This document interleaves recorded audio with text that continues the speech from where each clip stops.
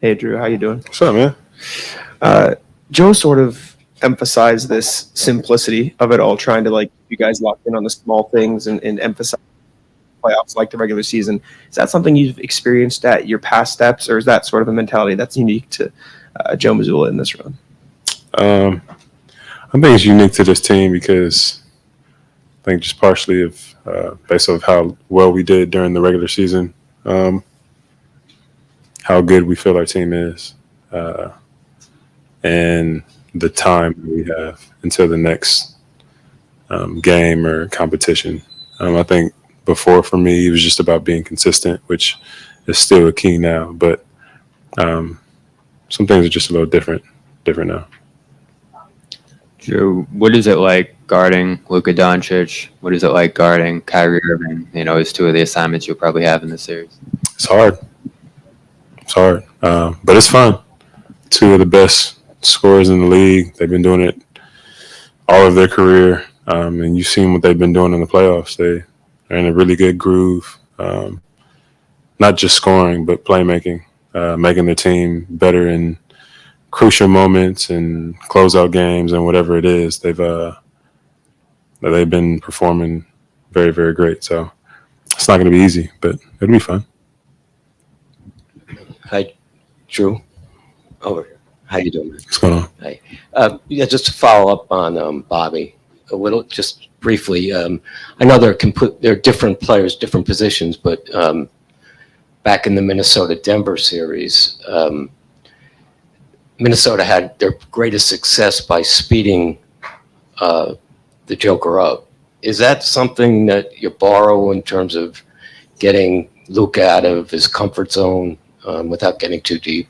You can try. I think Luka goes at his own pace. I don't think Luka really gets sped up. So, yeah, you can try as much as possible. I would say the same thing with Kai. I think that's what makes them great is that they control their own tempo. They control their own pace, the way that they play. Sometimes you might think that you haven't sped up, and then they throw a lob to Daniel Gafford or Lively. So, again, two tough matchups, two tough teams gonna go out here and have some fun. Hey, Drew, Al was just up here, and obviously he's been in the finals before, but he was talking about how after being there once, you kind of learn what comes along with being in the finals, all the off-the-court stuff, the different rhythms and all that stuff. From your perspective of being there once on the court, what can you learn of what it takes to win an NBA Finals from being there once before and going back again? I mean, it takes everything. I literally say it takes everything. I think it's one of the hardest things that I've ever done. Mentally, physically, you're exhausted. Teams know each other so well that at this point it's kind of about making plays. It's about executing, but I think for me the biggest thing was just how exhausted you were, how exhausted I was because I left everything out there. And again, we were down 0-2. And I think even having the feeling and encouragement of like, it's not over, but I think it's because my team had the mentality of it's not over until we say it's over. So I think being able to go out there and fight and leave everything out on the court, we have the best chance of doing it that way. How do you verbalize that to your teammates? I don't really think I need to. My teammates are motivated. They've been, a lot of them and the core guys have been to the finals, and they knew what it felt like to lose. And win or loss, I think just making it to the finals is motivation enough. Getting to the peak or the pinnacle and either falling short or making it over, it's like it's kind of this rush that you want to get back and do it again. So I don't think they need motivation from me. I think it's about going out there, executing, locking into what we have to do as early as possible, and then going out there and playing together and having fun. Drew, you've played a bunch of different places, but everybody knows the history of the Celtics. What's it like for you getting to experience the finals here in Boston? We'll see. We haven't played a game yet in the finals. I mean, again, I grew up a Laker fan, so I've seen some of those games just going against each other and the history, the battles, the intensity, just being able to, kind of wish to be in that position. So I'm excited to see what it's about. Jrue, the finals, you're so close. You've played a certain way all year long.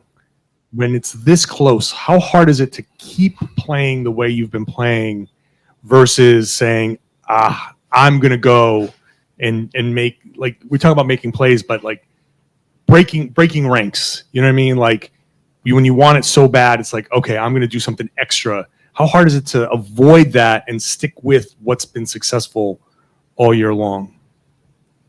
I guess if it's not broke, then what are we fixing, right? I feel like we've literally played the same way the whole season. We have different styles and different ways to play just based off the talent that we have. But I'm not really sure I can answer that question because I feel like consistency has always been something that's been super detrimental in my career in general. So I think kind of getting to this point and us being as consistent as possible, playing our game and doing it that way. I do understand, like, sometimes when stuff gets rough and you want to get out of it, you're like, well, I could do it myself. But the only way that I've learned to win is to do it as a team, and I feel like that's what we're going to do. You guys have played a specific way, though, with Al in that starting lineup. What is the process of working Kristaps back in? I also kind of go back to the regular season where sometimes KP was out and Al was in and vice versa. We literally went through it before. We kind of went through all scenarios before of what could happen or what would happen or whatever. And it kind of shows. Losing to Indiana by whatever we did in Indiana for them to go into the play-in tournament, and then we end up playing Indiana in the playoffs. We're up 22 against Cleveland in Cleveland during the regular season, and then we end up playing them in the playoffs. So it's like I don't know if it's supposed to happen that way, but it just happened that way, and it's kind of the same with that. KP is one of our best scorers. He's one of our best rim protectors, and I feel like we're all mature enough to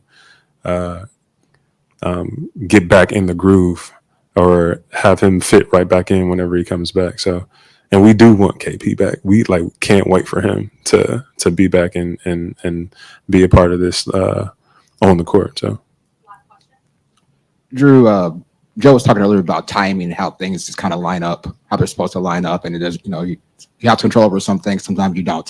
Sometimes things just line up like they're supposed to line up. You were traded away with to Portland. You don't have obviously a say in that. You're traded here to Boston. You decided to re-up and re-sign in April. Is this kind of the best case scenario for you, how things have worked out? Does it feel like timing has kind of worked out for you to be in this spot at this time for this team at this moment? I don't know if it's the best just because I don't know of any other option. I think that this is what was supposed to happen, and I'm glad that I'm here, and I'm glad that I'm in this moment. And I would say Joe has talked about that a lot, especially this season, as being in the moment, and that's what I've tried to do. Didn't try to worry about the contracts, didn't try to worry about any of that. It was so much about winning and why we're at this point now. So it's going to be the same from here on. Is like I'm supposed to be here, and I'm supposed to be with my teammates, and we're supposed to do this together. And it is because that's the way it was supposed to be.